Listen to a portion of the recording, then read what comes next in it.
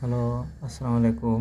আপনি যদি কোনো বাজিগার বা ফিং জাতীয় বা লাভবার্ড জাতীয় পাখিতে পালন করে থাকেন, তাহলে আমি আপনাদের মাঝে আজকে 5টা জিনিস শেয়ার করব।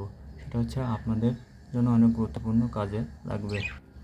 তারা এই ভিডিওটি কোনোভাবে মিস করবেন না। আসে আসে শীতকাল, অনেক পাখির ঠান্ডা বাতাসের কারণে পাখিগুলো মারা যায়। সেই ক্ষেত্রে আমি আপনাদের মাঝে 5টা টিপস শেয়ার করব। এই শীতকালে আপনার পাখিকে কীভাবে পরিচর্যা বা একটি পাখিকে কীভাবে আপনি সুস্থ সবলভাবে রাখবেন, সেই 5টি বিষয়ের উপর আমি আপনাদের মাঝে শেয়ার করব। নাম্বার 1, সূর্যমুখীর বীজ।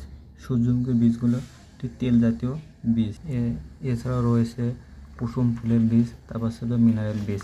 এই বীজগুলোতে আপনার প্রচণ্ড পরিমাণ ভিটামিন থাকে, যা শীতের সময় অনেক কার্যকারিতা পালন করে। এই জন্য আপনারা শীতের সময় এই বীজগুলোর পরিমাণ একটু বাড়িয়ে দেবেন, যাতে এই বীজগুলো খেলে তাদের দেহের ভিতরে তেলের পরিমাণ বাড়তি থাকে। আচ্ছা, নাম্বার 2, আপনারা সন্ধ্যা হইতে আপনারা যে খাঁচাটা রাখেন সেই খাঁচাটার উপরে চারিপাশ দিয়ে চাদর দিয়ে বা কাপড় দিয়ে সুন্দরভাবে ঢেকে দেবেন। কারণ আমি আমার বারান্দা বা ব্যালকনিতে রাখছি বিধায় এই জন্য সন্ধ্যা হওয়ার মাত্রা আমি এদের সুন্দরভাবে ঢেকে দিই। ঢেকে দেওয়ার সময় উপর থেকে একটু ফাঁকা রাখবেন, যাতে নিঃশ্বাস বন্ধ না হয়ে যায়। এই জন্য আপনার যদি রুমের ভিতরে রাখেন, তাহলে সেক্ষেত্রে হালকা চাদর দিলে হবে। এই জন্য আমি বারান্দা বা ব্যালকনি রাখছি। এখানে সন্ধ্যা হইতে একটু প্রচণ্ড শীতের বাতাস লাগে, এই জন্য আমি একটা ভারী কাপড় দিয়ে এদেরকে সুন্দরভাবে ঢেকে দিই। তাহলে পাখিগুলো বাতাস লাগবে না, তাহলে ওরা সুন্দরভাবে থাকতে পারবে। তারপর হচ্ছে নাম্বার 3, এখন শীতের সময় পাখিগুলো হালকা ঠান্ডা লাগতে পারে। এই জন্য আপনারা যদি তুলসী পাতাগুলো যদি খাওয়ান, তুলসী পাতা, এই জন্য আপনারা সপ্তাহে একবার হলে পাখির খাঁচার ভিতরে তুলসী পাতাগুলো দিন। এই তুলসী পাতা রয়েছে আপনার হচ্ছে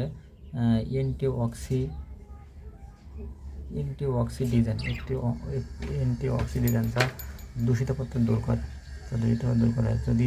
তারপর যদি আপনাদের পাখির যদি সর্দি বা ঠান্ডা লেগে যায়, তাহলে আপনারা এটা কী করবেন, একটা চুলার উপরে হালকা পানি নিয়ে তারপরে একটা তুলসী পাতা দিয়ে, তারপর আপনার লবঙ্গ বা দারুচিনি দিয়ে হালকা পানিটা গরম করে কুসুম পানি এই পানিতে দিবেন, দিয়ে তাদের ভিতরে খাইয়ে দিলে আপনাদের সর্দি কাশিটা দূর হবে। তারপর হচ্ছে আপনার প্রতিদিন সকাল হইতে আপনার পানিটা পরিবর্তন করে দেবেন।